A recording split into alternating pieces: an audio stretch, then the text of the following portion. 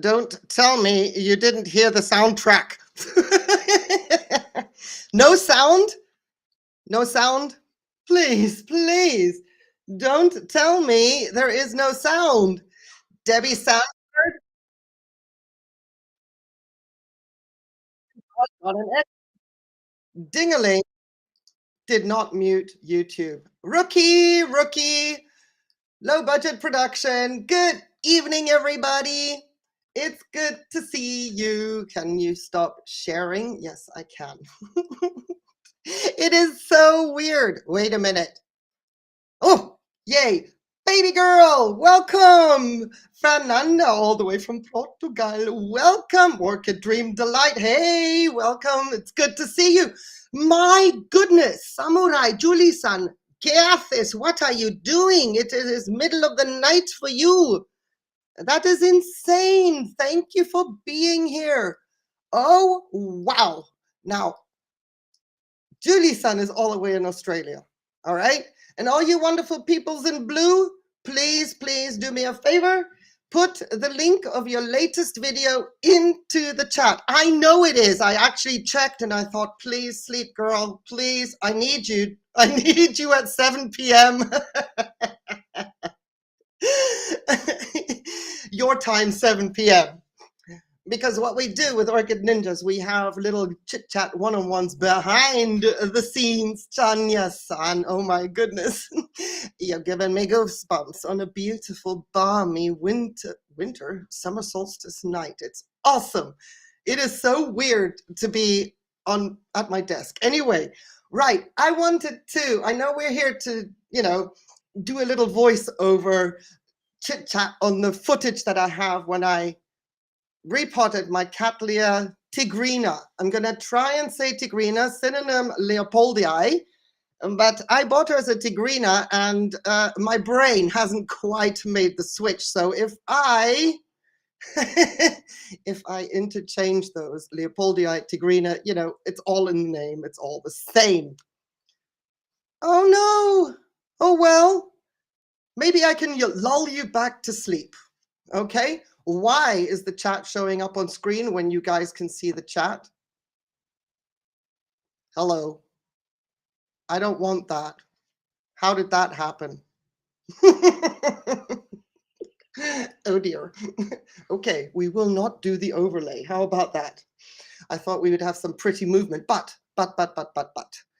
Not the one at the backside I am sitting on, not that one. We're doing the butt with one T, not a double T. I have something else I want to show you. No, I will not bore you with repeat things when it comes to what I want to show you here tonight, because thou art here. That makes you super special. You take time out of your day, your evening, to be here avec moi.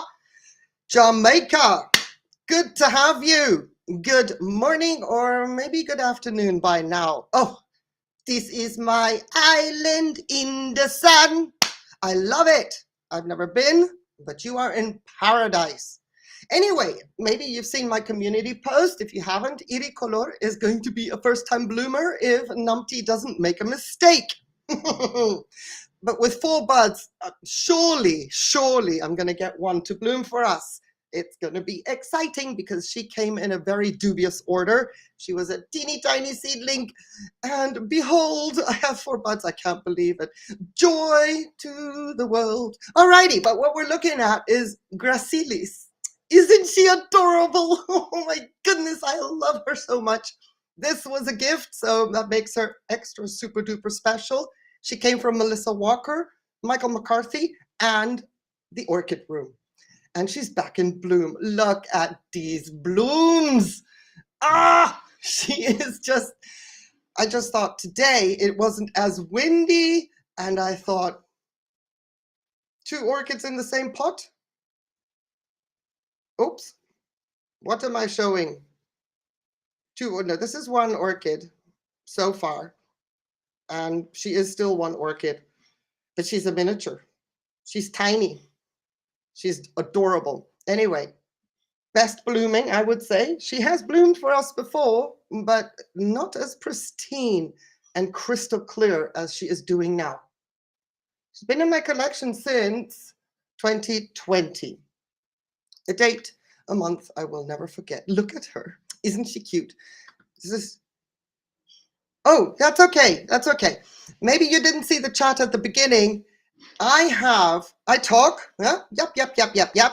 You hear me 11 seconds later, maybe 15 seconds.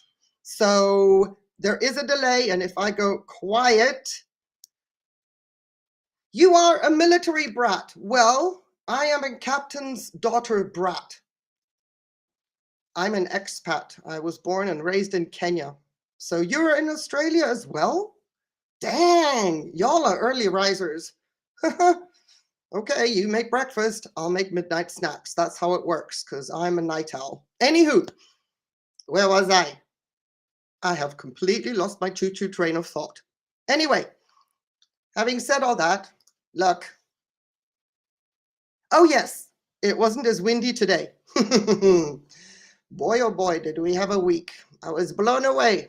My hair wouldn't even stay in my hairpiece. I looked like a raccoon around my eyes with the dirt and the sunglasses. And I looked like a plucked chicken because everything was just going everywhere, but it was glorious. My RO system is still functioning. And look, she's also growing a new growth. Love this orchid. Very appreciative that she's doing well for us.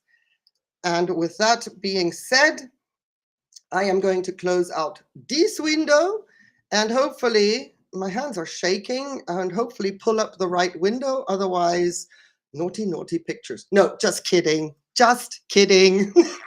Okay, hang on a second. We are now going to stop sharing and just look at my little bubble, just bubbling away there. And we're going to pull up the next one. All right. Where are you? Aha. And we're going to go back to the beginning because what's the point of this exercise? Alrighty.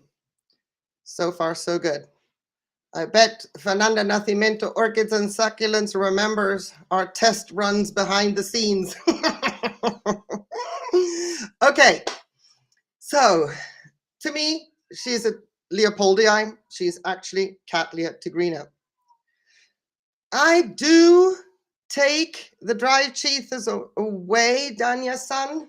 Not always, especially not on miniatures, but if I do detect a problem or that she could be, let's say, an orchid could be in dire straits, then yes, then I have to get in there. But with miniatures, I'm super careful because they are not exactly generous on the root front. So whatever is in the pot, I don't want to jiggle them around.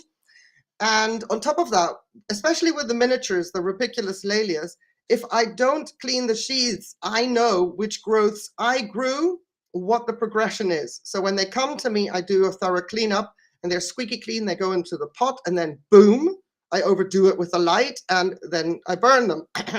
Sometimes it has happened.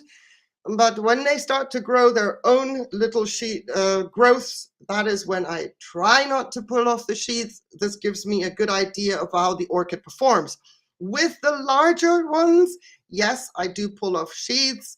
Usually, I start the beginning of fall with that exercise because I have to move them in and I'm doing a complete pest checkup before the winter comes.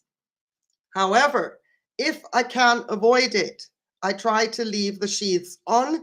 Because of the winter months, there is a form of protection around that structure, protection from the cold. So I've been a little bit like gauging who can do what. My sheaths normally stay on, especially on skinny, sick orchids as well. They stay on, no jiggling in the pot, etc. So I hope that answers your question. Now I have a chat going on the YouTube side and on the Restream side. So I'm hoping that our timing is perfect with the streaming software side. Yes, Fernanda remembers those things. And the possible sound issues after she left me and said, we're good to go. And then I was all by my lonesome and I, immediately crash fail. You're very welcome. And that was probably a very long explanation, but if you would like me to do a video on that, of course, I'd be more than happy to, and then just put out pointers as to when, why, and when, and why not. Your pest control for orchids is 8 cups of, okay, quarter cup tea tree, castile oil, or soap, I've heard of that. Dang, that smells nice. I'll use that for me. It sounds good. It's just my question now, baby girl, is those are a lot of ingredients. You must know what you're doing. You must have practiced with that. It must be working for you. So I'm not going to say no. I like tea tree castile soap. Well, there you go. Ladies and gentlemen, we have a recipe for pest control, if that is what you would like to try someday. First of all, tea tree castile soap is extremely expensive. I have tea tree oil extract thingy and peppermint castile soap. Hydrogen peroxide, 1 cup, okay. I just use garlic and alcohol. We are on the cheaper end here, sorry. I just do my garlic alcohol and I just make sure I stay on top of things. If you would like to add one more observation about your recipe into the chat, please, baby girl, would you please say if you're doing it once a month? How long does it last if it's preventative? Or is it a one-off application and then you're good to go? And if so, for how long? Those are some kind of the details that I always like to know about when it comes to the homemade pest prevention, pest control, pest eradication recipes. I just have garlic and alcohol. That's it. Oh, the recipe. Well, I have a video on that, so let me, I don't know how to convert 100 milliliters, but if I were to take 100 milliliters of 75% isopropyl alcohol, I throw in 5 large-ish garlic cloves, fresh cloves, peeled and chunky chopped, so it doesn't go into the nozzle of the sprayer. Here we have Julian S. Sun. Hello, it's good to see you. Orange oil and Alep soap. Wow. Orange oil and Alep soap. You guys, we should have named this stream completely different. This is amazing. You do it once a month, spray bottle, and you only spray it on the media. Okay. 70, then you flush it after 30 minutes. 30 milliliters equals 1 ounce. There you go, half an ounce of isopropyl alcohol. And Debbie Sanford, thank you for the conversion. I appreciate that. 2 liters of aqua demineralizada, 40 milliliters of baby oil Johnson's De Piatti. De Piatti. Det Piatti. I'm not sure if I can translate that, but we know that no mineral water, we know baby oil. You guys are coming in. This is awesome. Talk about documenting recipes here. Airflow, oh, absolutely. Airflow, definitely. Because these little guys, they fly. No, that's okay. Danya, I'm sorry, I can't pull up Google Translate at the moment. But anyway, so we are going to check out what's going on with the tigrina leopoldii. I am going to do a video on demand about this orchid because not everybody watches live streams, and this orchid was something that I've always wanted in my collection. However, when I was building this collection, it showed up as only seedlings. I never got my hands on a blooming size one, but you know, as they say, the sooner you buy a seedling, the sooner it will become blooming size, because while you're looking for a blooming size one, you're wasting time. You might as well try and grow on a seedling. Correctamundo, right? Okay, so my first seedling you see here, eventually it arrived in 2018, eventually turned out to be a dud. it was Fusarium infected, and I tried for the longest time. And well, this was May 4th, 2021, and by that time it was history. Now, I don't know how I've set this little caption video on, so I will keep pausing. I bought myself a replacement while the other one was not performing, and this is the replacement already. And would you please pause? Yasta. All right, and you can see that the replacement also came very weak. It's a bifoliate. What do you expect? And then you can see I've got clean sheaths, Danya-san. That's because she's arrived and she's being repotted, and by now she needs to grow growths in my care. Anyway, we've got bifoliates, weak ones. And of course, the first thing they do is come with scale. I also did a video on, hello, you'd think I practiced this. I did a video on bifoliates, and for me, I have a lot of Cattleyanthas, and I have a lot of rescue Cattleyanthas because of the leca and all that ratio, that fun stuff, and I did a video on that. And when you get a bifoliate that is weak, even if it's a strong one, I don't know what it is, they must have some kind of aroma and scale. Just dig these orchids, bifoliates, and they're all over them. So, baby girl says, just 1 second.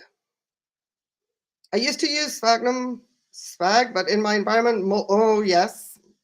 But in my environment, mold is a monster problem, so all my foul orchids are planted in bark and leca mix. Fantastic.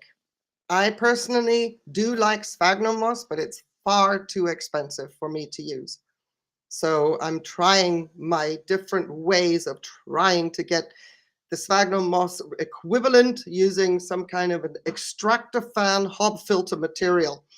It has worked to a degree, and in some cases it's a little bit too, it's too fibrous, let's say, for chunky roots, but it has worked when it comes to buffering against the dry humidity that I have. Orchid Dream Delight says, we mostly get seedlings imported, and that's what I grow. However, the importer is very, yes. That is a, yeah, when you're not exactly spoiled for choice. So, but we have the seedling guru in the house as well. Orchid Ninja Julie-san is also in a country that is very strict on what can be imported. So she has been growing on seedlings and has been doing that very successfully as well. So, Danya-san says, it has been 4 years I use against thrips and mealybugs. Okay, ooh, thrips. Alarm bells, ding-ling-ling. Baby oil, and then for the fallen orchid with thick leaves, for the other you doubled with the water. Dish soap, that's it. That's the translation. Okay. Well, I'm so glad you found me, baby girl. Thank you. And thank you so much for all the time you've been watching videos and have been silent. And when you showed up on the comments, it's as if you knew me and you were new to me. It was amazing. Thank you so much. I appreciate that. Alrighty, so let's continue. Okay, so the total time of this video, or let's say the series of images and things that I've put together, is 22 minutes. I mean, it is a Friday after all. And I don't want to rush things. This is, after all, a stream for you. I just bring some content, and if we change the subject completely, we change the subject completely.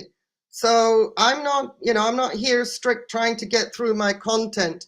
I just thought Midsummer Night's stream. Get it? Get it? See what I did there? Alrighty. Anyway, so in April 22, after we repotted her, you can see that I'm already growing a new growth, and this is just an image I took for when I was talking about what happens to roots and how we can destroy roots. And for me, it's always an issue. I've got all this circumference around the pot. Where do I touch? The root tip, crawling over the top of the pot. I mean, all that space, right? Anyway, I don't know if that happens to others. Thank you, Denise. Appreciate it. Oh, man. If anybody else feels this way, stop. Stop. Reach out. Comments are there for a reason. Yes, we love it as creators because it gives us engagement, but I love it because it's like, who are the people that are watching? If I've got, let's say, 18 comments, who else is watching? So if you're shy on the comments front, just put a wave in the chat, you know, say hi. It's pretty easy, and promise I don't bite. Not many times anyway. De vez en cuando, sometimes, but not here, not here. Anyway, so yeah, me and my thumbs, we do end up touching root tips. Anyway, so that was just the best picture I had available when it came to an updated image a year after putting her into the pot for the first time. And what I'm really pleased about is that in this image, I don't have salt buildup. You can see there's a little bit curve around here where roots are failing. Yeah, it can happen when you put a small orchid and you think that you're going to give them good fertilizer, some good food, and make sure it grows strong and big, that you may get a little bit heavy-handed, and then you have salt buildup. Because bifoliates, another wonderful trait is they are, to my understanding, unless you've got a hybrid, the species bifoliates are not exactly root growers where you're going, oh my goodness, look at all these root tips. You might get 3. If you're lucky, you'll get 4, even in high humidity climates. So this has nothing to do with my environment. This is purely bifoliate characteristics. It's like the roots just jump to the fingers, right? Who do you admonish, the root or yourself? It's like, what are you doing? And you can feel it, but you can't pull it away quick enough because your brain doesn't react that fast. By the time you feel it, you've pulled away, you've already applied pressure. That's me anyway. I was touched by accident, exactly. And you're thinking, I'm going to be careful. I'm going to be careful. Not this time, you know? And then it's like, Elmo fire. Anyway, okay, so salt buildup, it can happen.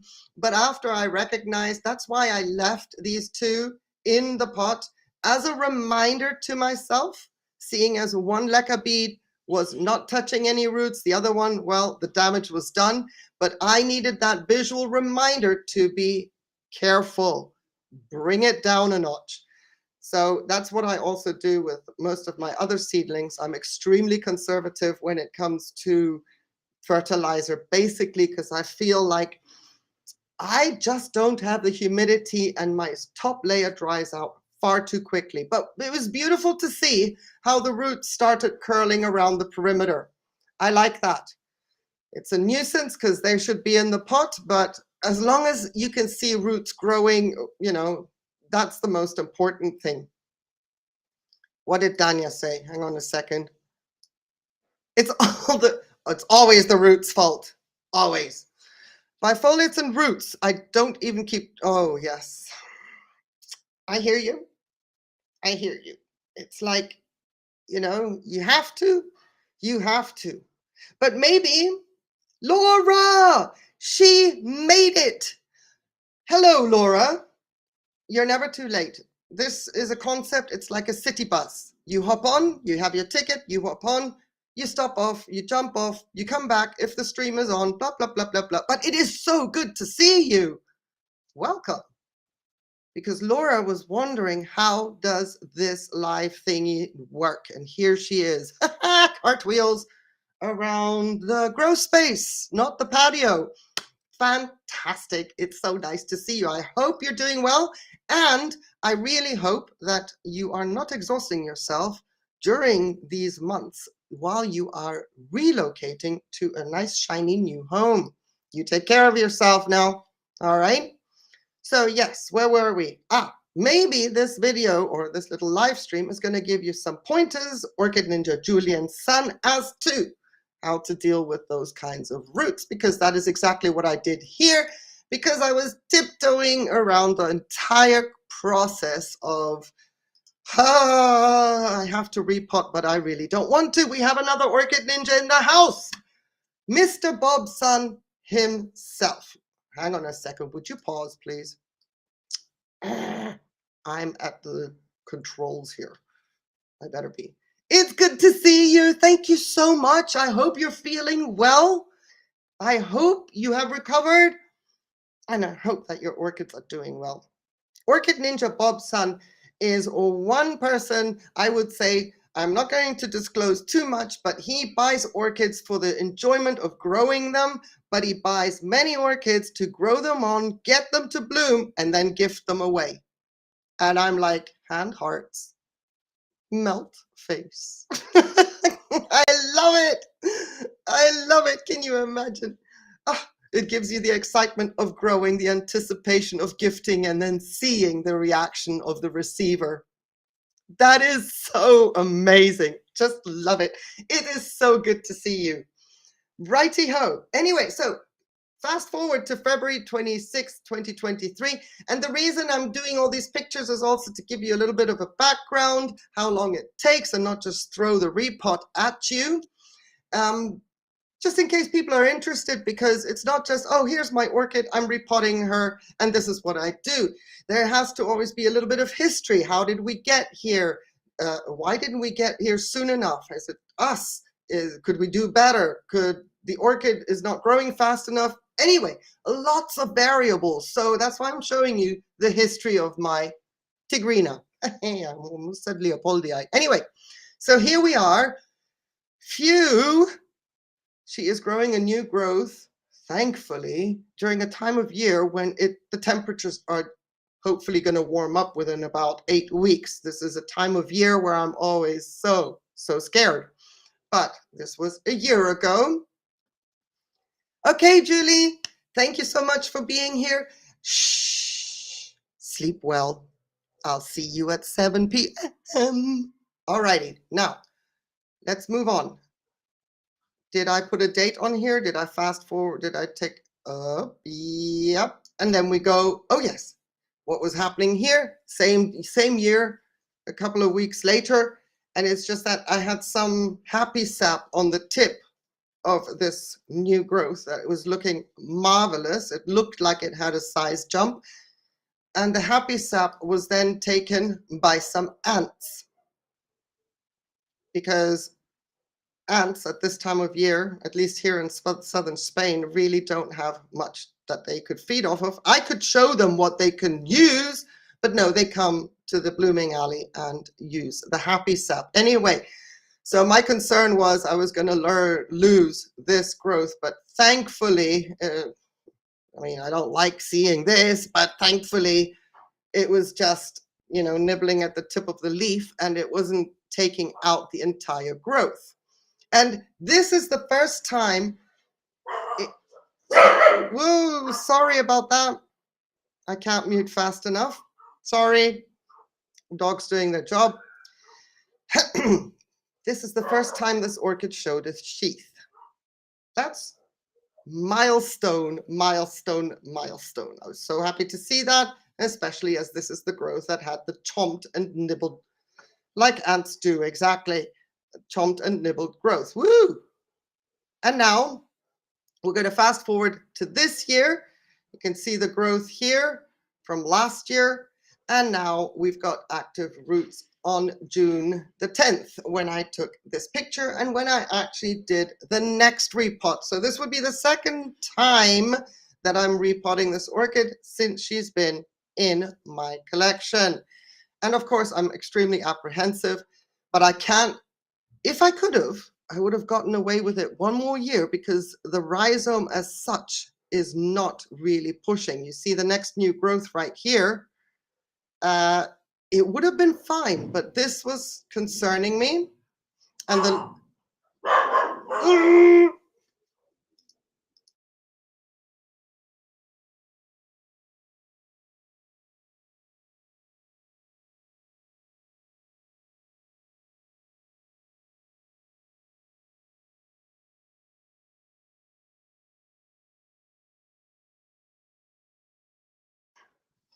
sorry about that. I'm sorry. Dogs are being walked outside and everybody needs to chime in and throw in their 2 cents worth, including my 2. I'm sorry. Okay. Seeing this new growth was a surprise to me because, as you saw, the other growth was maturing just coming out of February last year. This new growth is now coming right on time, which really surprised me, right on time during the summer. This orchid is somewhat of a warm grower. So yippee, good times. Anyway, I would have gotten away with it. This root here concerned me. I'm none of the circling business. I need that thing in the pot. This root was looking, a little bit dubious as well. So I thought, bite the bullet. King's remote. Yeah, I need one of them collars. No, don't like those collars, but King. Okay, here's the dynamic, all right? Baloo is the Pomeranian is the barker. I admonish Baloo.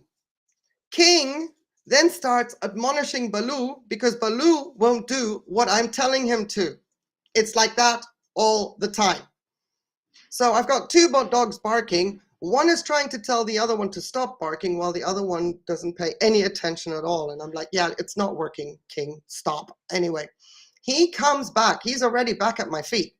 He's already had a moan, but he's already back at my feet, and Baloo is out there ruckus. Anyway, it is Spain, and it is 10:30 in the evening on a Friday night. Nobody cares. That is the beauty of this country. Nobody cares. I mean, I have my curfew when it's, that's enough barking for today. Thank you. But at this point in time, I don't have to stop and go outside and do stuff. Baloo, yes. Baloo from the Jungle Book. Yes. My daughter. She's a complete Jungle Book fan. Absolutely, yes. Okay, this orchid is, hang on a second, let me move you over a little bit. This is Cattleya tigrina.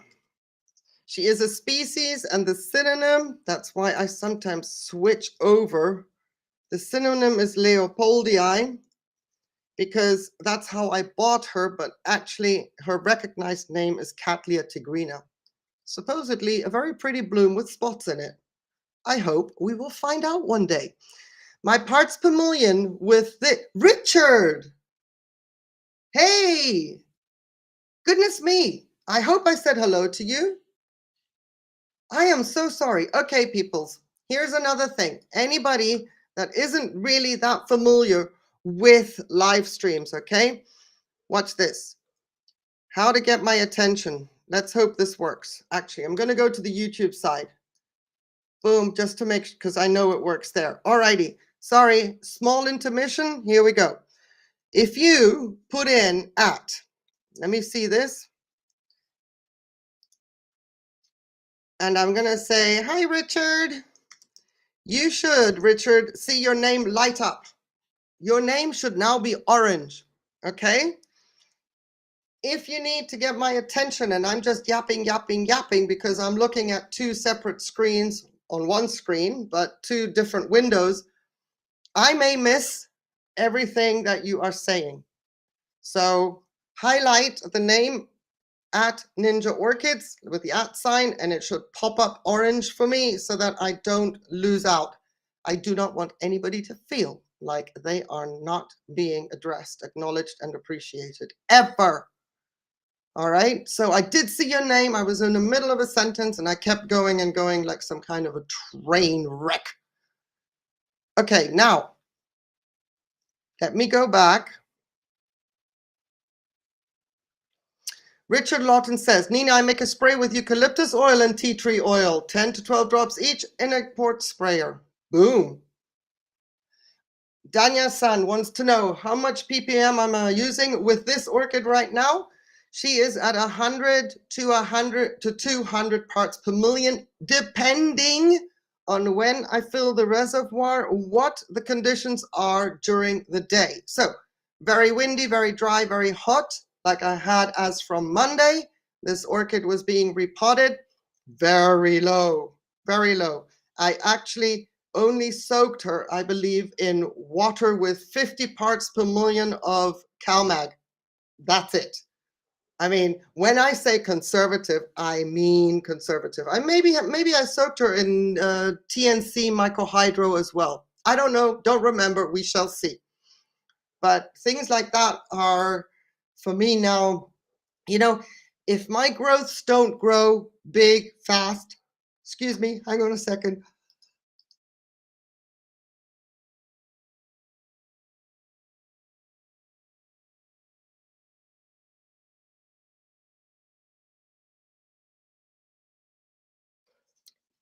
Sorry about that. I just had a coughing fit. Anyway, if my growths aren't big and as tall as they should be, or it all takes a little bit longer, there are some orchids I just dare not push. Species, depending on who they are, doesn't matter. Bifoliates, I am uber cautious, because there is something about them dumping their roots. There are many reasons why orchid dump roots, but when it comes to bifoliates, just save the roots is all I can say. All right, so we're going back to here. Alrighty, let's, whoa, come back. That's a fast window. Anywho, righty-ho. Moving on swiftly, or not. Okay, before the repot, she looks like this. And now you can see, Danya-san, that some of the growths, I peeled all the sheaths off because this orchid and scale, they seem to have a relationship. Then there's another sheath that I haven't pulled off, except at the bottom. Can't see it because the leaf is blocking it. If I pull sheaths off at the bottom, it is only to expose the rhizome to make sure that nothing is chomping down there at any possible viable eyes. But if the orchid is clean, I leave the sheath on at the top. Cold temperatures, sheaths are like a little warm blanket, another layer of protection. But then you see the next growth, I've left the sheath on completely because this orchid has been clean for a couple of months before I filmed this footage. All right. And of course, yes, I got a broken pot. that is always a motivator to get into a repot. It's just not acceptable anymore. But anyway, so it was actually really nice because yeah, that root with where I touched it, it had died. So I'm just going to let this footage roll because I'm peeling away anything viable from the outer edge of the pot. And quite frankly, at this point in time, it was extremely windy and I was like, oh, what? But you know, you cannot delay. When it comes to some orchids and their roots the way they are, this is already far too long for me. I should have done this maybe 2 weeks when I just saw them coming out of the base. You can see here as well how the bottom of my rhizome is all cleaned off of sheaths just to keep a complete focus on how any pests are happening. Pests always happen in the back of the rhizomes as well with older growths. But the rest of the sheath, as you can see, it is on because I was confident and comfortable that I didn't have any pests anymore. And she was putting up some form of a resistance, which was promising. But once I get into a repot, it's not like now I've got to be all nice and sweet. It's kind of like, look, you're going to give or you're going to give. Yes, I did soak her in TNC microhydro. And goodness me, you know something? Now I remember as well, I was going to kind of like yank her out. And then I saw how the leca had unearthed this root system that had been circling the pot. So yeah. Anyway, this made me happy. Okay.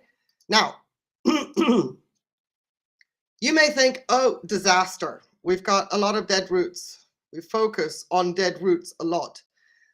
But this made me happy because we've just come out of a winter. This is more roots from her than I expected. And the viable roots that she has, what you're going to see me do here is I do not lift the orchid. I do not move her. She has come out of the pot and she's lying exactly in the same position the way she fell out of the pot. It is going to be like a very tentative approach towards any dead roots. Not sure if I make a mistake here with regards to chopping off what I thought was dead and ended up having something alive in the pot.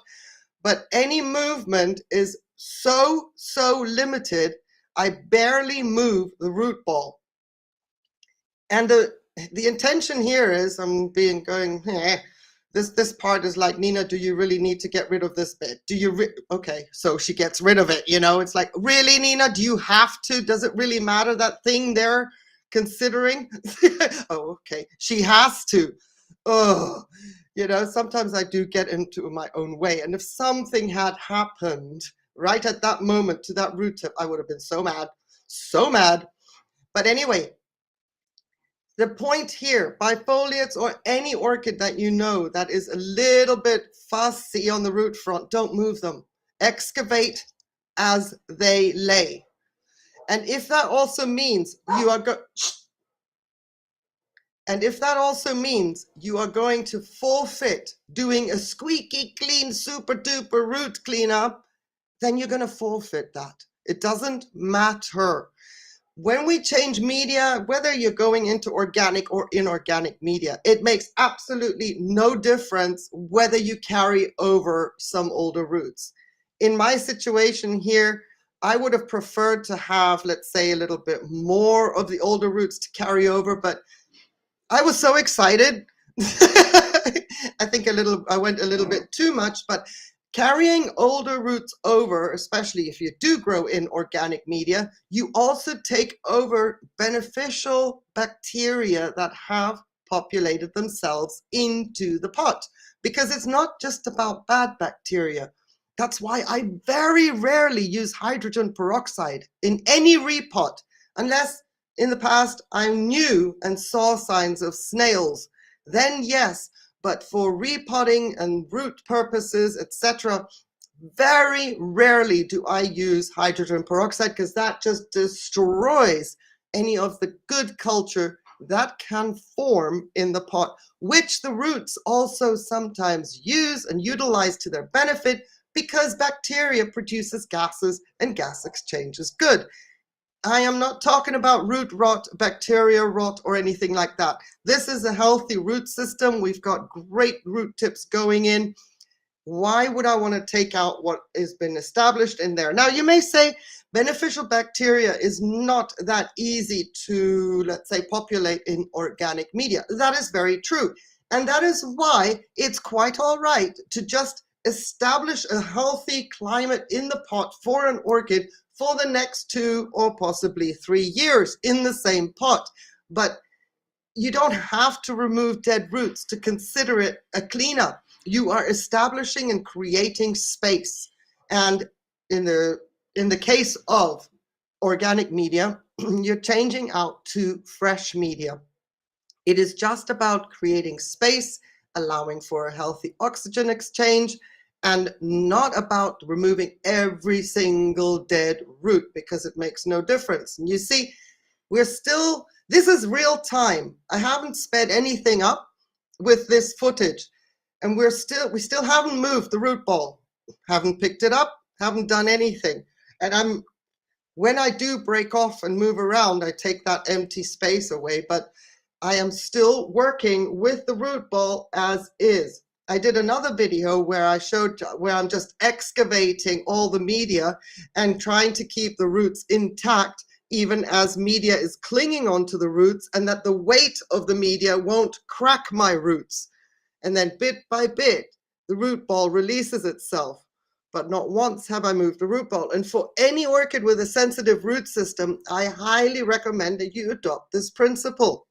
And then, if, for example, an orchid will dump its roots, it will not be because you were heavy-handed. You will then know and understand the characteristic of this orchid. Dang, it just dumps its roots.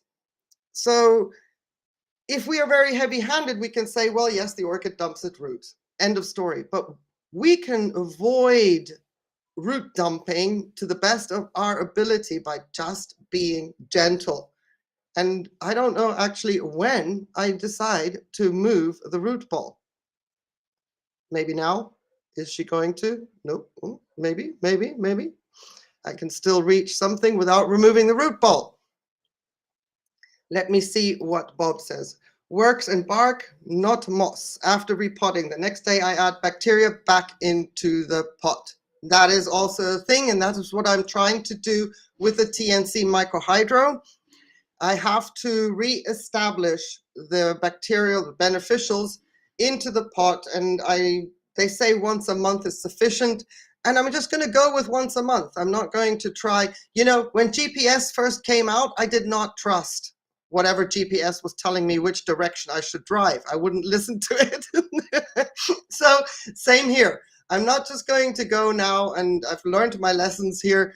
I'm just going to go follow the instructions and not say, yeah, I'm going to give it a little bit more just in case. No, we're following the instructions with the TNC microhydro. But the beauty about this product that I'm using, it is supposed to work for semi-hydroponics, which is great because normally beneficial bacteria will not establish themselves in a semi-hydroponic setup, especially with inorganic media, because they don't have anything to feed off of. They feed off of decay and then populate themselves. So this product made for semi-hydroponics, it's pretty interesting. I moved the root ball once, I think. Yes, it's moved and shifted position. And we're still pretty much doing real time. If I've ever stepped away, it was just to move around the tripod or not trip over myself, And I would have left that footage in, trust me. I would have left it in because who doesn't like a good giggle? As long as I didn't hurt myself in the process, that's all I can say. But this is so promising for a bifoliate species orchid that has to deal with my winters. I'm so encouraged. Alrighty, while we all love a good little fiddle on the root front, let's speed Madame up here because we have the power. And let me pause. I did use back to fill, yes. I did. I started with back to fill last year, and I must say I was pretty impressed. That stuff is concentrated. Wow. That I did not use according to instructions, because in the video that I did on this product, according to the instructions, the parts per million shot up to 1,000. I'm like, no. So with that product, I went by parts per million. Good stuff. And it smelt like what I was accustomed to with the Kelp Max that I used to use before the product had deteriorated and I stopped buying Kelp Max, at least from Amazon here, and I can't find it anywhere else to get it. Then I just stopped using it. I didn't buy it anymore. They kept sending me degraded bottles and the stuff had separated. I mean, anyway. But when I smelt back to fill, I'm like, oh, hello, you're back, like Kelp Max. I like back to fill. Comes in a very small little bottle, but you don't need much for orchids. Do you use it, Danya-san? I'm super curious if you use it. Because trust me, I bought the bottles of back to fill back in 2018. I never used them because I was using all my Kelp Max all the time. I just gotten so accustomed to the Kelp Max. I didn't use the back to fill until I started, I think it was last year. Was it last year I did the video? I don't remember. Mr. Orchid Ninja Bruce Stern, son, you are not late, sir. This is a city bus. You're on the bus now. Welcome. It's good to see you. It is very good stuff. I do highly recommend it. I do. And no, not because there's a promotion. I do recommend it. And if TNC Microhydro ever decides not to send me another bag, I'm going back to either back to fill or the cold pressed seaweed that I used to use before I got TNC Microhydro. You see, these products, because they also have seaweed in it, they do come with growth hormones. So using a product like back to fill eliminates the seaweed. While it is a dry, powdery stuff, it still has growth hormones in it. So it doesn't mean that you're using one and then you use seaweed. If you want out of convenience, you can't be bothered to do the back to fill, la-di-da, few drops of seaweed and you're good to go, fine. But then that is the treatment for your growth hormones at that point in time. And next time you can use Bactofill again, but never like together. Baby girl says, if the neck of an orchid is extremely long, but it is still green and it's time for a repot, should you cut it? The neck of an orchid. If the neck of an orchid is extremely long, if the neck of an orchid, so you're talking about the stem, is extremely long, but it's still green and it's time for a repot, should you cut it? Are you talking about a monopodial like a phalaenopsis? Are there roots growing out of the stem where above where you want to make the cut? And if these two questions are what, oh, please don't, you're gonna make me shuffle my toes, Bruce, son. Oh my goodness, it's so nice to see you. Thank you so much for taking time out of your day to be here, appreciated. So baby girl, I'm gonna be looking for your answer. Whatever you're gonna cut off, you need to make sure that there are roots above your cut. And it is okay to take off anything that is green if you want to shorten a stem. Seal it with cinnamon, let it dry and callus over, so to speak, for a bit. Protect the roots from dehydrating if they were in the pot, but make sure above the cut there are viable roots. Otherwise, don't. Or tell me more and we'll go through it. Alrighty, moving on swiftly. She is still chopping away. You see, this is working out so well. I started to get a little bit confident because I could reach places I thought I wasn't going to be able to reach. However, let's move on a little bit faster. Oh yeah, dry, warm wind, keep those roots damp. No matter how you grow your orchid, wet dry cycle, semi-hydroponics, just keep the root damp, excuse me, during a repot. Don't ever let them dry out. They stay supple that way, and you can still remove some media, and some media can fall off, etc. Okay, and boom, we saw some scale or dead bodies. Don't care. They're white dots and they're not supposed to be there. So this is always a great opportunity. I can look at orchids from all angles. I make sure I've got everything around me. And back she goes to chopping. And when I see footage like this, you see me getting a bit louder in my commentary. Whoo, that root tip right there. When I saw that, I'm like, dang, I didn't see that from the angle I was coming in at, but I was so close, so close to collateral damage. Oh, the tweezers, my lifesavers, tweezers. Okay, so support comes off. I could have done that. This is something I could have done before. Why am I jiggling the root system that it's out? Sometimes I am a little bit apprehensive about a project. I forget the logistics of a pre-repot. I'm like, all right, I've got the courage now. If I don't do it now, I'm not going to be able to do this. And then this is the footage I used for shorts to protect your roots, because behold, on a bifoliate, I'm right here. I'm trying to get this done fast, efficiently, and distractions. So paper towel. I just said keep the roots damp, and then 20 minutes later, moving on and continuing with the repot.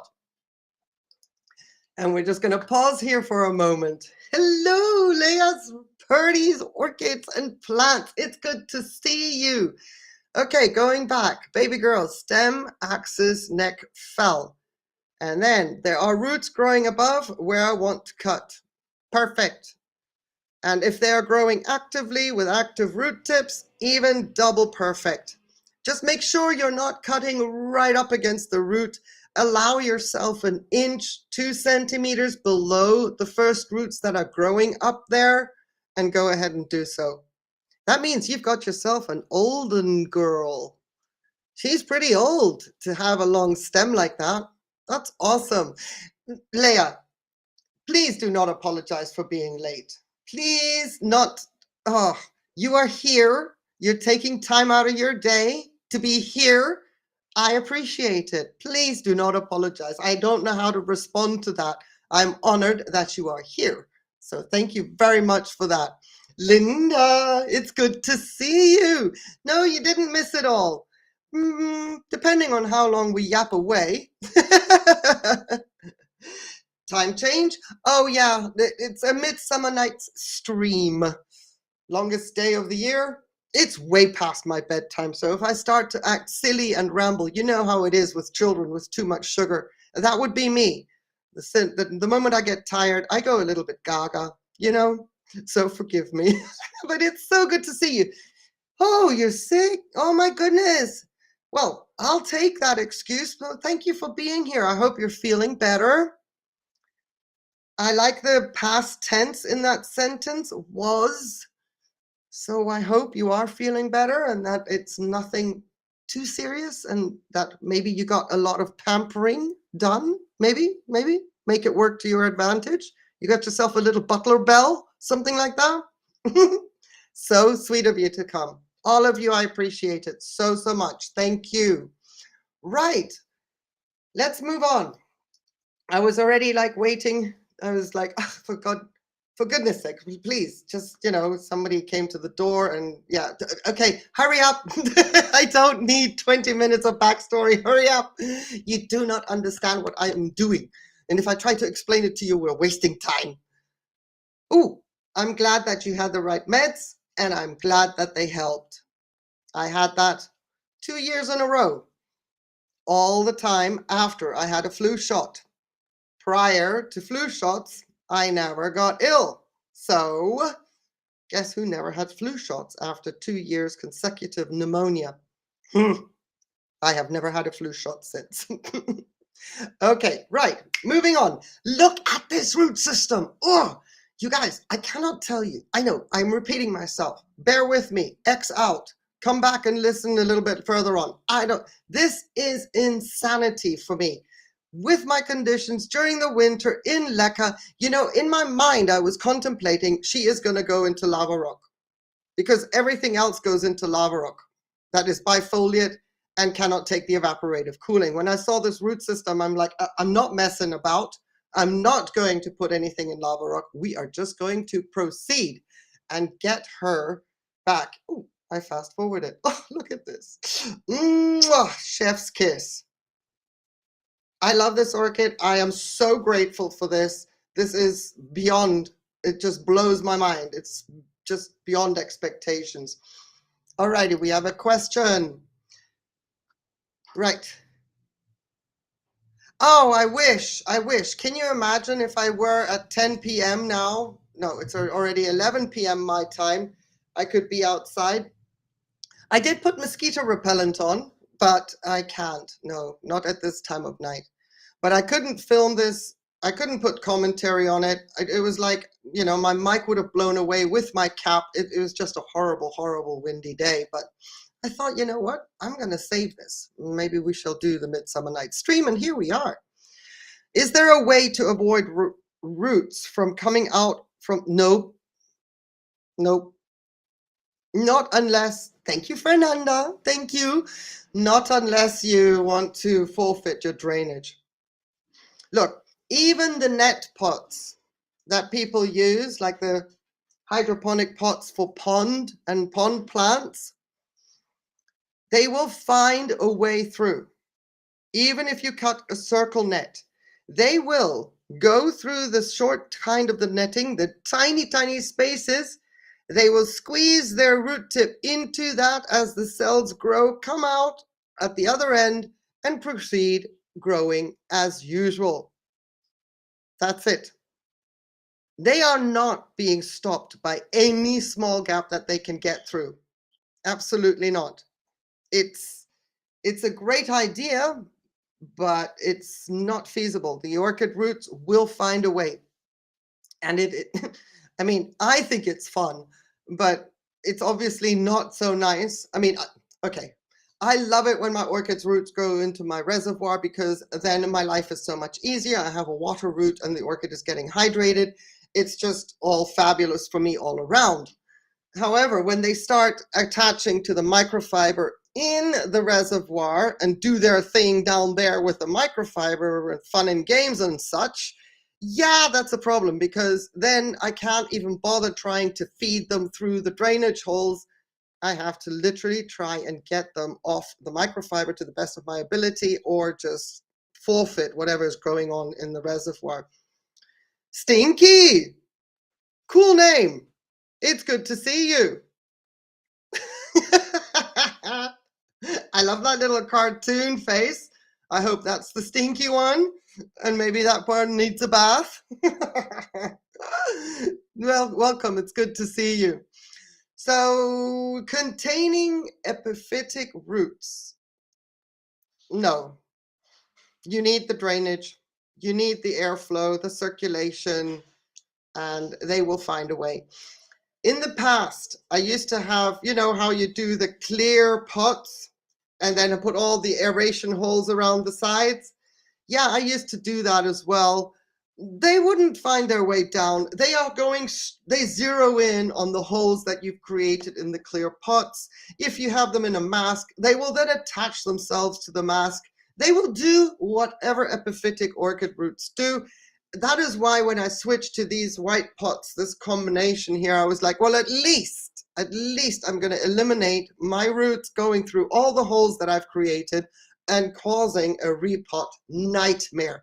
This is the best way to try and contain them, and then come what may, unfortunately, really. On the other hand, it's super interesting how they sneak around. I mean, how can an orchid root tip drill its way growing through the tight nooks and crannies of a cork mount? Hello, coming around on the other side. Somebody explain that to me. Well, I'm just saying, when the cells get growing, they get growing, and there's nothing that's going to stop them at all. It's part of the beauty, or let's say the painful side of growing orchids in a pot. Unfortunately, many of us have to do that. Anywho, I'm super pleased here. And I do believe it's the first time I'm putting a support. We are graduating into a support for this orchid, because now I don't know what's going to happen. And there is no way this orchid is going to be jiggling around in the pot. A much bigger pot. I have doubled the pot size. She went from 5.9 inches, 15 centimeters to 20, I believe. Because what I'm trying to do here now is leave her alone for the longest possible time. And I'm not saying she will be blooming size by the next time we need to repot her. But that is the aim of the game once we start to get an orchid from seedling into juvenile stage, near blooming size. I call them juveniles because they misbehave. But anyway, that is why the pot is so big. That is why I'm going in with the support, because should she be able to stay in the pot as long as I would like her to, I don't care if it's another 3 or 4 years, that would be ideal, but I doubt it. Support goes in, and now I have a problem with a support and a shelf and all that fun stuff during the winter. You see, I go by a visual. I know an orchid, I see her out of the corner of my eye, I know who she is. Now I've got this orchid in a larger pot. Everything has changed for me. I need to take new snapshots. And when I move her, I have to remember I have a support in and not snag her, because that just would be silly. All right. So let me see if there's anything that I'm missing in the chat. Would you? Really? There. I love it. Anyway, let's have a look. See, Julian's son says, plants do light their roots. Plants do light their roots. That's how they see and find any hole available to grow through. Huh. I see. Well, tomorrow I'm going to look at my root tips and I'm going to give them a side eye. Stay where you are. Okay, moving on. Right, we're draining the pot. Oh, this was a fun leca cleanup as well, because nothing really attached. And let me make sure, yes, the tweezers, get those leca beads off the root tips at the bottom, and then just fill around with the top. Now, I went mainly with large leca with her, just because chunky roots, lots of aeration in the pot. I want her in there for a long, long time. So large leca, because she came out of the pot, as you can see to the left here, it was a mix. Back in the day, I wasn't separating my leca. So here I'm now going large pot, 1 microfiber, and chunky large leca. Also, now she has a lot of insulation around the root system, which she didn't have before. And when it comes to the cold, the more media that she now has around the, and then of course I'm picking leca out because it was far too much I was putting in, but the more media she now has around the roots during the cold months, the media is now going to act as insulation, because you can see the orchid is pretty much potted up in the middle. It was a compromise. I could have pushed her back further to the growing point, which is in the back. But what you can see I'm trying to do is circle her around herself with light training to contain her in the pot. So it was a catch-22. How close do I want that fantastic root system that we saw, which had viable roots all the way circling around the back of her, up against the edge of the pot, and fear losing them eventually, sooner rather than later, or protect the entire root system that was viable with a layer of leca as insulation to buy us more time. So contemplations, thoughts, things, thinking ahead, planning ahead, what's best, what can you do? And it doesn't always work out, because the future and time will tell whether everything will go right. And there is absolutely no guarantee that she's not going to dump her roots. And I'm putting TNC microhydro back, including all the nasty debris, because I am assuming that's where all the beneficials are, and they were in and around the old root system. So I don't mind using old soaking material to put back into the reservoir. It saves the product, and whatever you had soaking, whatever good bacteria that were there, they go right back into the reservoir. And flushing pretty much does also take care of the climate of the pot. So I'm not too fussed. This is not the doctor's office or a hospital where everything, and here's me trying to put a thing, yeah. Exactly. Why don't you stab around at the back of the root ball? That I could have done better as well. Be a little bit more mindful, woman. Anyway, this is not a hospital. We're not in a sterilized environment where debris or remnants of a pre-soak can't go back into the new pot. Our media will not degrade that quickly. All right? You can absolutely use any product you soaked your orchid in, unless, of course, you're dealing with a pest infestation, then by all means do not use that. You use everything fresh. But when it comes to an orchid that is doing absolutely fine, go ahead and use what you have available on hand and just pour it back in. Julian Sun, Orchid Ninja Julian Sun, thank you so much for being here. Did I miss your comment? Who's leaving? Who has to go? Have a great Friday afternoon. Evening. Dang, I keep forgetting. I told you I keep forgetting. And now I know why I forgot, but I'm not going to tell you that here. Now I know why I forgot. But anywho, if you're leaving and if I've missed your comment, I am so sorry. Like an optic fiber. My roots are like an optic fiber. Yippee-yi-yay. And now I feel like I'm being watched from all sides, all angles. Okay. Danya-san says, after a repot, you flush for 6 weeks, every 3 days, when the first fertilization after a month. No, depending on what's going on with the orchid, I fertilize straight away. Okay? My reservoir always will have fertilizer in it, especially in a situation like this. I've got active roots and a new growth coming.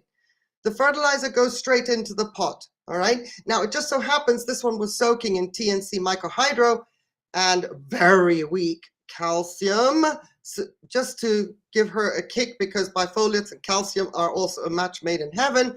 But I put fertilizer straight away into the reservoir because I'm only repotting when there's some activity going on with the orchid, and that needs to be supported in case anything else fails. The new roots need to start doing their job. We cannot rely on the old root system 100% of the time. So fertilizer goes in straight away. Now, I do flush every 4 days, depending on where the orchid is situated and how windy it is in her location. She is protected. She's in the blooming alley. There's nothing windy going on around her. I'm keeping an eye on the root system, on the root tips. So I flush her every 4 days approximately. But if she hasn't absorbed the reservoir, I just put her back in the mask. So I don't change the fertilizer. I don't toss it out. Whatever's in the reservoir, it's like a buffet. You finish that first before you get your next shot, okay? I hope that answers your question. So Orchid Dream Delight says, when you get seedling Cattleyas, they are bare root, how do you get them to push new roots? Okay, I have a video there. It is a process, all right? It depends what you're dealing with. All right, yes, you're dealing with a Cattleya, but it could be a very vigorous hybrid, or it could be a finicky species, or it could be a combination of both. You could have a Bifoliate, and oh my goodness, you're in for a challenge. I have a video, Orchid Dream Delight. I'm going to direct you to it. It's called How to Care for New Imports. If you go to my homepage and you type in how to care for new imports, you will get to that video, all right? There is no time frame as to when you can expect new roots to grow. Sometimes you'll be surprised that some of the roots that you thought were dead are actually viable. I would still not pot the orchid up because you need to see if they can branch, and that is when you can actually then pot them up. You need to see that. So if they branch from an older root system that you think is not viable, pot the orchid up. However, there is a process that I do, and it takes a lot of soaking with CalMag and seaweed and a lot of a dry cycle. It's keep them damp at the base, take them up, and then drain my fancy Greek yogurt tubs. I could go on and on, but that would be either a live stream of its own, and then I would give you a link so that you can come up and talk to me. See? But if you want to go to my homepage, check out How to Care for New Imports. It is all there. And with the exception of, I believe, 1, maybe 2, all the orchids that feature in that video, actually all of them rooted, okay? All of them rooted. 2 I lost because I didn't understand the growth habit of the root system of the 2. All right, the others are actually blooming or coming into bloom. Lelia crispata, Fernanda. I have a video coming. Crispata is in bloom. I know. Sorry. I love it. You mount. Then you have no problem. Then everything I just said, poof, out the window. Mount your orchid. Keep her damp. Foliar spray with CalMag. Use some seaweed. Make sure that your orchid is not resting. You don't want to activate any hormone issues. Make sure you know your orchid is actually supposed to be growing at some point in time when you're mounting her. If it's resting, just keep the humidity up as per orchid requirements. If you mount, none of the new imports, nothing of that applies at all. Wow, lucky you. Hey, here's an orchid. Chuck it on a mount. Let's grow. I am up for all that. That How to Care for New Imports video was super helpful. I'm going to use it with my, yes.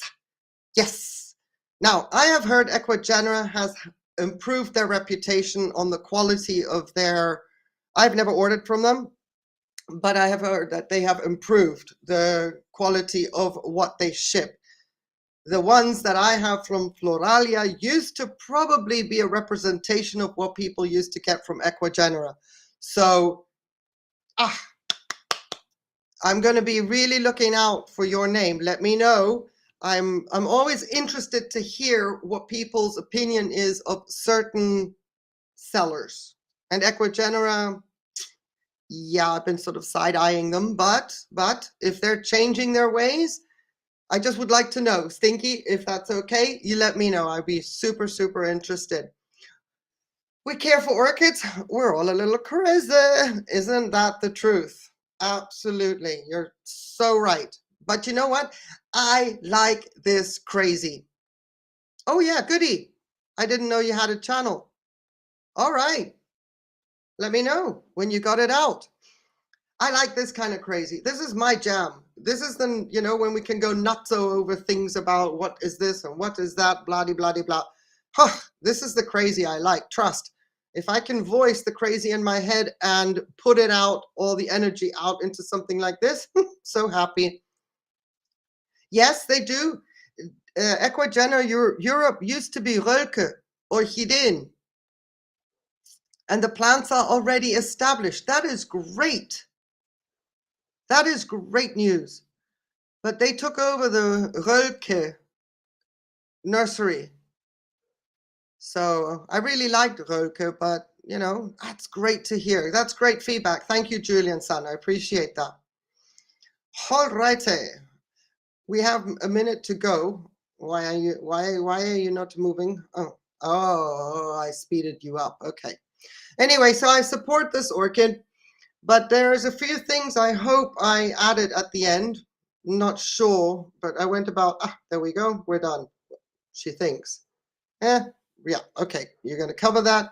Give her a little bit of a cuddle. Sorted. Okay. All righty, we get the thumbs up.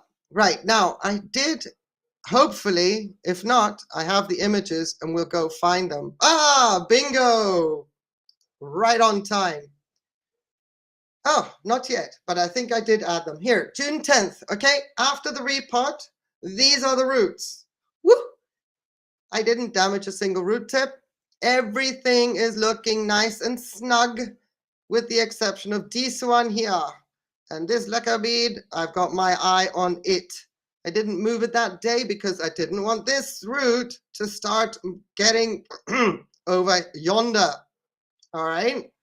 So I left it there just to make sure that it doesn't get any fancy ideas. I wanted to see if I could attempt to get it to grow down, not because of the weight of the leca, but because there is some resistance on top of it. But trust, it made me nervous. But the other ones are right there, tucking down all nicely. We're in the right direction. So let's see what's going on, because a few days later, I did take some progression pictures. How many seconds? And here we go. There we go. All righty. This one, now you see, yes, a lot less diversity. That is true. I have seen that as well, Julian son, because trust, I'm not on the market for orchids, but when there's a new nursery around, I am nosy. So I looked and I thought, don't get tempted, don't get tempted, don't look for the things you like, don't do a search. And who did a search? Moi. So I started searching. I'm looking for this, I'm looking for that. Nothing came up. Nothing. So, yeah. Maybe they're just getting established. Maybe we got to give them that. What I liked about Roka's webpage is they showed you a graphic, not a graphic diagram, no, a graphic, as in a print drawing of the growth of the orchid, where the flower spike comes out, what to expect with regards to the visual of how the orchid grows. I always thought that was so sweet. It was a detail I thoroughly enjoyed. Anyway, back to my root tip. Check this out. 8 days later, all right? 10th was the repot, 8 days later. Look where it's going. There's the leca bead. We have the root tip over here going down. Yeah, paying attention to moi. Now, I'm starting to love this orchid even more. She better not fail me. And even while I'm looking at these images, I'm still scouring for possible scale that I'm missing. Stop. There. All right, going nicely down. So there was a bit of damage to the velamen. That's not an issue. All these are tucking away really nicely. Loving it. Absolutely loving this. I just, and you see all the sheaths at the base are gone. All right. White spots. We can revisit that because sometimes the alcohol will do the job, but these little white spots here, if they have perished, so be it. But I want them gone to be 100% sure. So we'll go in with a little Q-tip and wipe and see if they go away properly. And we have another root tip. And I only saw that root tip when I uploaded the image onto my big screen because it's not like I'm going blind, but I struggle with my eyesight sometimes. So when I saw this, I was like, look at this. How many roots have we got? New roots. 1, 2, 3, 4, 5, 6, 7. And at the beginning, I said, if you get 3 or 4 out of a species Bifoliate seedling, then you're doing well. Now, I have only been using TNC microhydro since I believe it was February when we did a test, and I have all those orchids gathered and whatever, and I'm watching them. I will be doing a TNC microhydro update, but on my Vanda totem pole, I cannot definitively say if anything is working for the seedlings, the candidates that I have in the pot. It just takes too long. Orchids grow far too slowly in order for me to make a determination whether yay or nay. However, this orchid also got TNC microhydro. Now, I'm not going to say, and let's say TNC, let's say beneficial bacteria product / back to fill. Okay, Danya-san? I'm not going to sway you because I love back to fill a lot. If I didn't mention that before, I shall repeat, a lot. Okay, but this orchid did get it. Whether it was filmed or not, she got it. Now, if this root system that we saw, which I cannot say until maybe the next time we repot her and she still has a great root system with limited death in the root front, then having 7 roots come out of this, that is impressive. I was not expecting that. So is it working? Is it the TNC microhydro? I have to believe, I would like to say yes. I'm going to lean towards, at this point in time, on this day, disclaimer, I'm going to change my mind. I'm a woman, I'm allowed. Orchid will change your mind very quickly. So I'm going to say 70%, yes, it's working. If I can determine that across the board. Hey, call me Nina. Ninja. It is my name, but the J comes after the A. My second initial is a J. So Ninja. Call me Nina. As long as I can call you Stinky and you don't get offended, call me Nina. All right? Is there a way to keep ants away? Yes, there is. There's a lot of ways to keep ants away. One of them is ant traps if you don't have pets. Another one is, what did I use?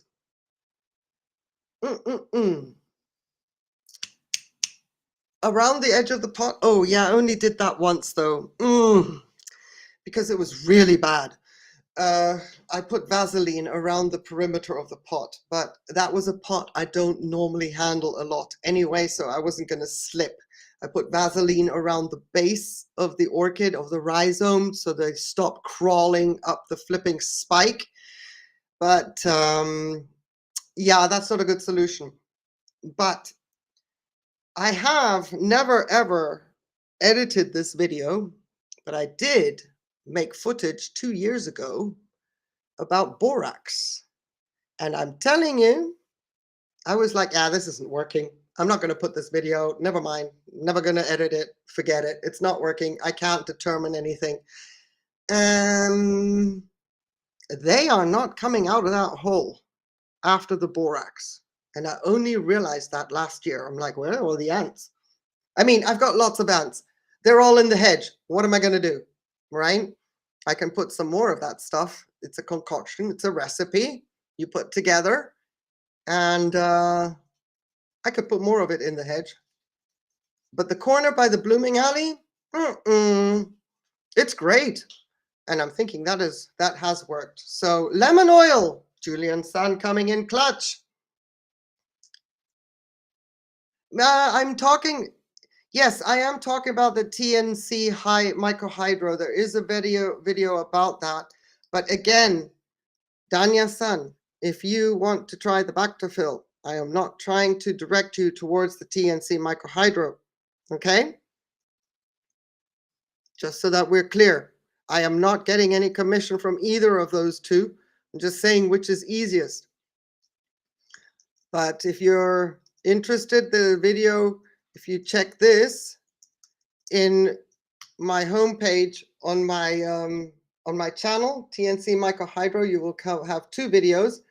And I would say go straight to the test one. There's one where I introduced the product. It says a 15% discount, but that was only orchids.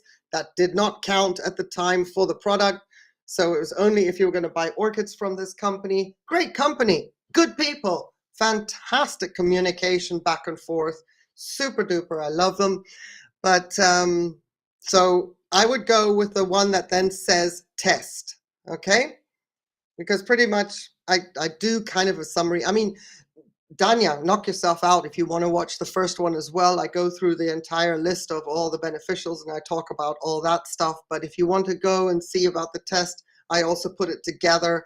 I go through the whole steps of what I do when a new product comes on the patio before it even enters the orchid pot. So, but if you're not in any way, shape or form comfortable or think, yeah, no, you're convinced about Bactofill, trust me. The fact, here's the thing. I don't know about you. Look, I don't like things that smell bad, but you know, I mean, I'm not that kind of a cheese eater, but if a cheese smells bad, people say, oh, yum, delicious. And I'm like, oh, stay away from me. Don't. I can't even, you know? But the fact that Bactofill had that seaweedy, earthy smell, I felt comforted, if that even makes sense. I felt comforted that I know what's in it because I can smell it. TNC microhydro, no smell at all. But it has things. It goes just as brown, you know?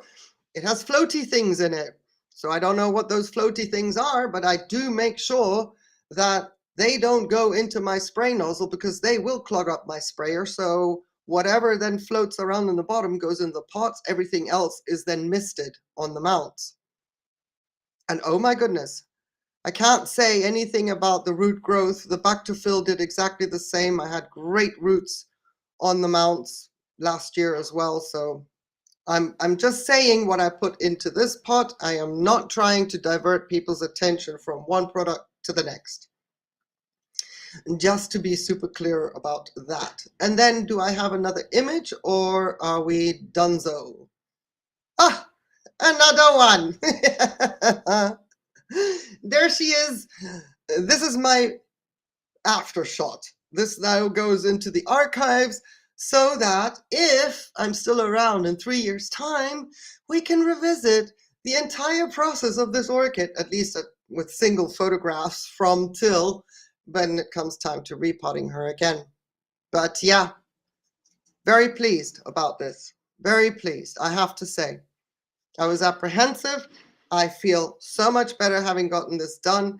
I would have liked to have had her a little bit further back, just a tad, you know, 2 leca beads back, if we're going to be precise, but this is the way it is.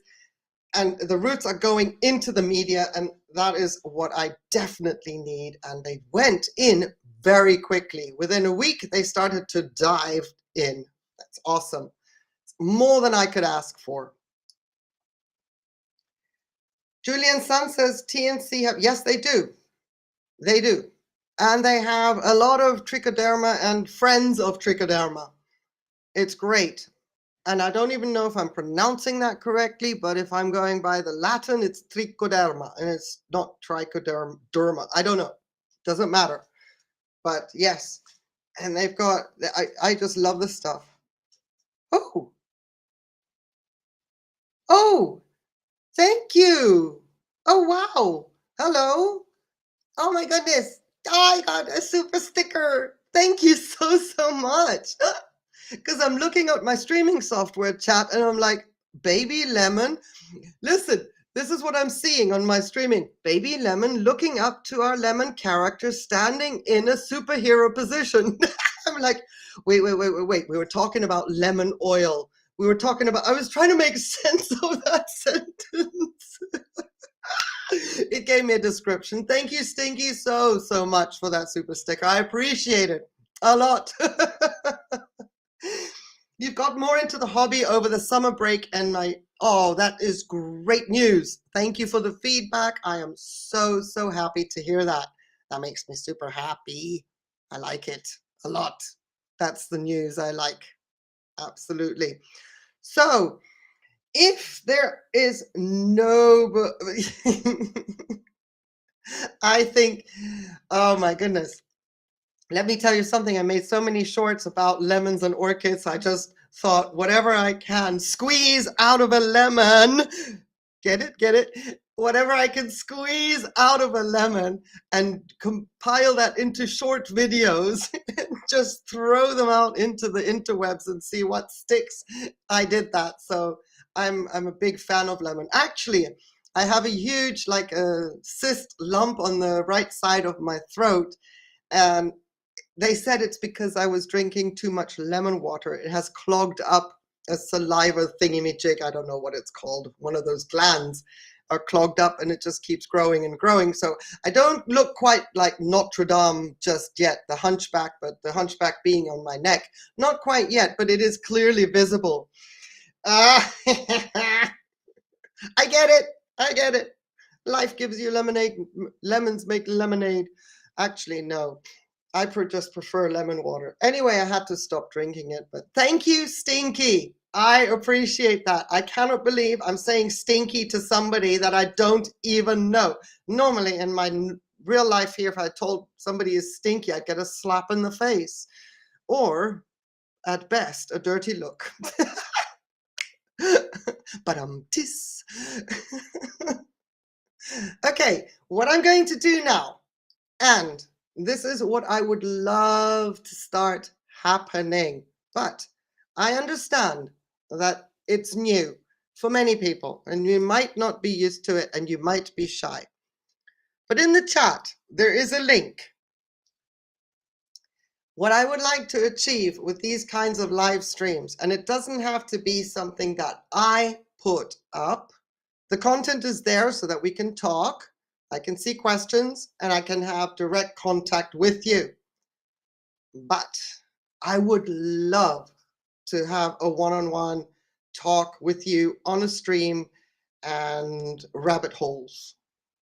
You know, you don't have to ask questions. You can tell me stuff instead of me putting out content. These are the videos, this, that, and the other, which I enjoy doing. Don't get me wrong. But one day, and if you want to, email me and we can also practice behind the scenes, because all it would take is a click on the link, turn your camera off, unless you want to show me an orchid, because then we can talk about that orchid, or you want to show a setup, or you want to share a bloom, or whatever. The trailer of these streams is interactive. That means, yes, this is as interactive as I can get. Better than a video on demand, because I'm here talking to you and I can see you talking back to me. But I want to really get people talking on a live stream. Let's say on a panel. You don't even have to show your face. Okay? Now, normally I do this in the winter at my desk because there's not that much to see out on the patio. So it's a bit difficult for me, though, to show something in the winter when it's pitch black. All right?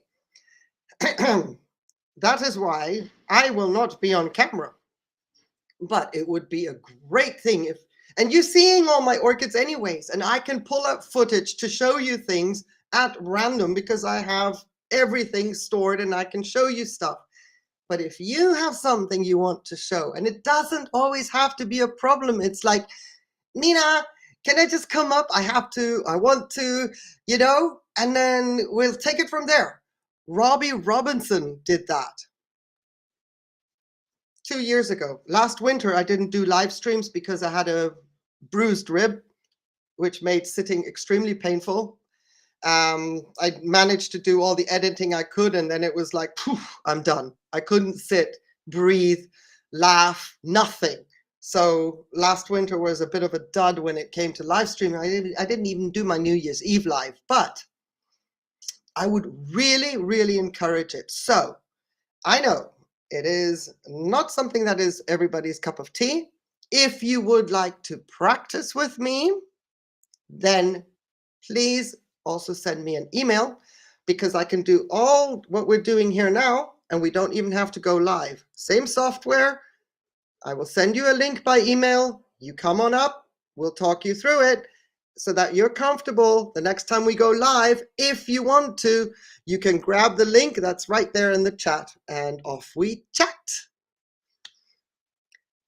Laura, Nina, I have a question about leca. Proceed, my dear. No, just kidding. Please ask. Sir Bob Benad San, thank you. Thank you so much for taking time out of your day, your afternoon to be here. Please take care of yourself, all right? Please. I so appreciate you. Hand hearts and kissy kissies and all that fun stuff, but make sure that you take care of yourself, please, all right? Do you have a link for the video where you repotted Bellina and potted her upright when she was leaning? I do not actually have a Bellina. I don't. I potted her upright when she was leaning. I potted several summer bloomers up. One of the most leaning ones was the Yin's Black Eagle and possibly the Sweet Memory. Laura says, I've just received some cooler growing orchids and my garage is not cool this time of year, which is my bedroom. But anyway, I have just received some cooler growing orchids, not huh? Can I put leca in the pots at the bottom or underneath the inner pot and keep the bottom of the cache with the evaporative cooler? Yes. Yes. Yes, you can. And then if you have any further questions, keep asking. Let me know, cooler growing orchids, which ones you're referring to. Yes, baby girl. Now, when it comes to emails, please know that I am on a time zone that may not be compatible with yours. I also try to do time management, that I allocate hours during a day where I address emails. And members get priority. Okay, so I'm not saying that I'm trying to delay people, but if I do not respond within 8 hours, 10 hours, 24 hours, that is because I have to do some time management at my end in order to get through all the things I need to do.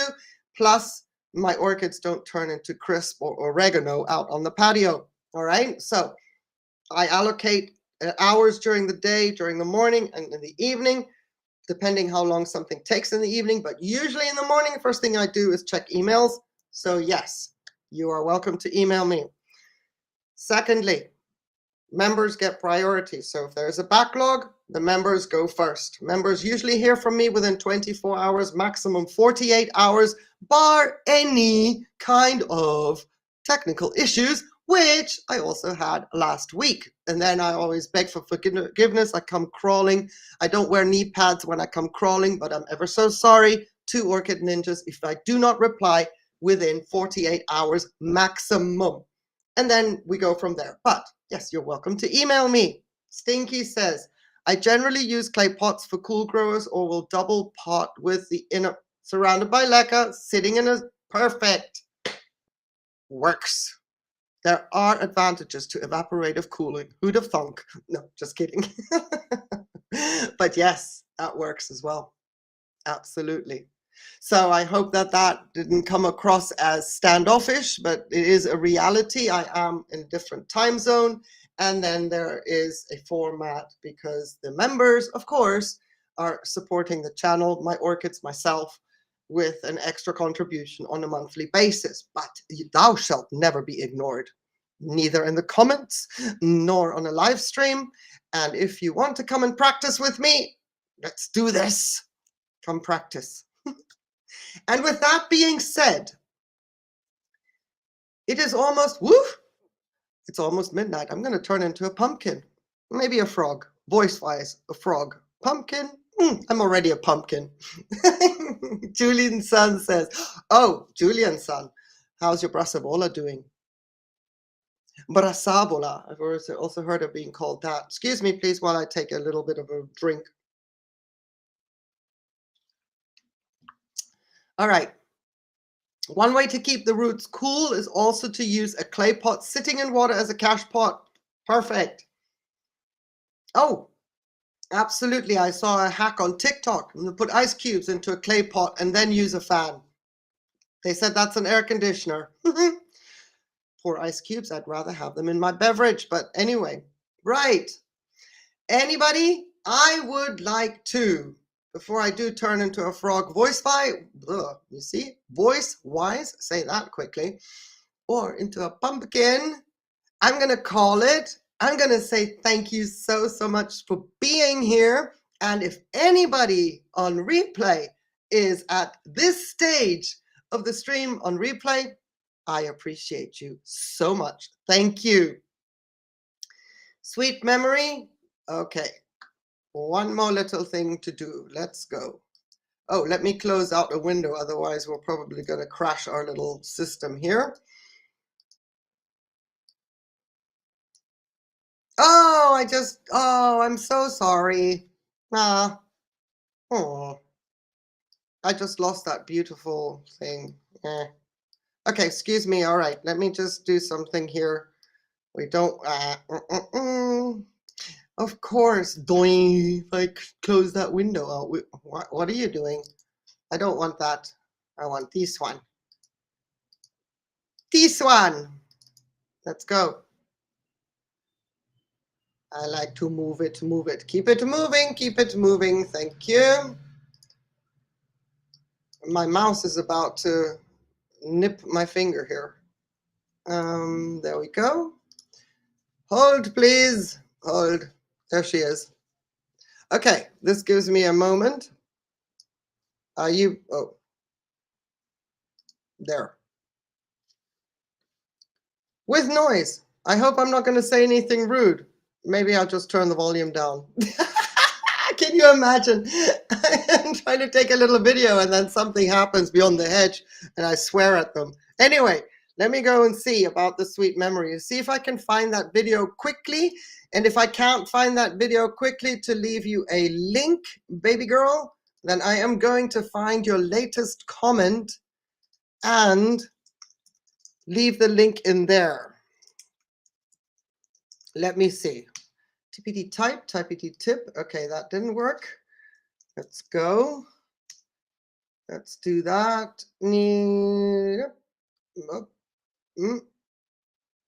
Nope, that's not it.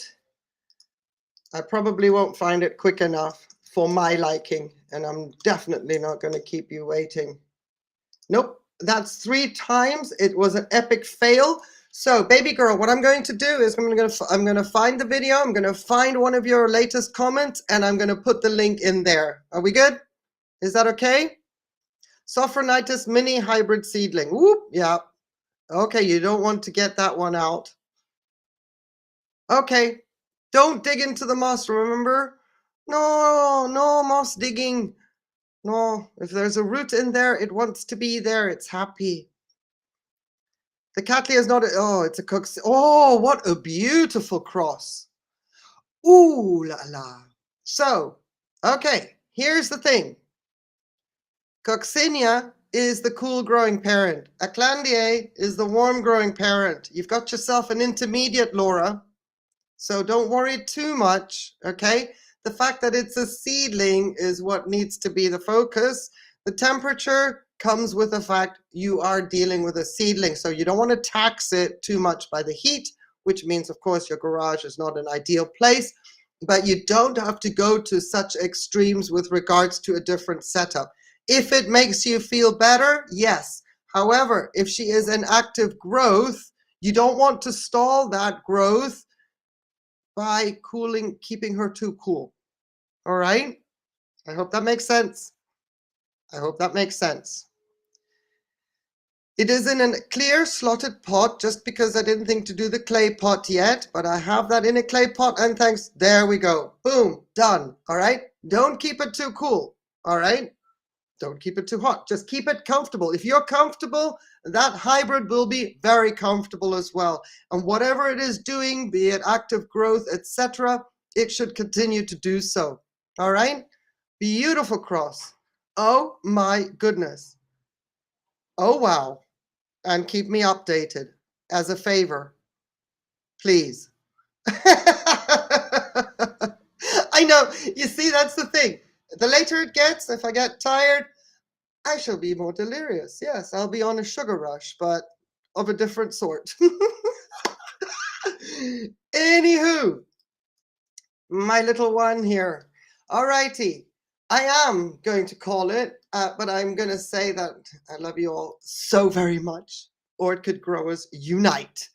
Email me. Let's practice. Let's get together and talk orchids one-on-one. Show me what you got. I've shown you mine. Show me yours. Kidding. Love you. Please have a great rest of your day. On the condition, though, please, that you stay safe. Take care. Bye.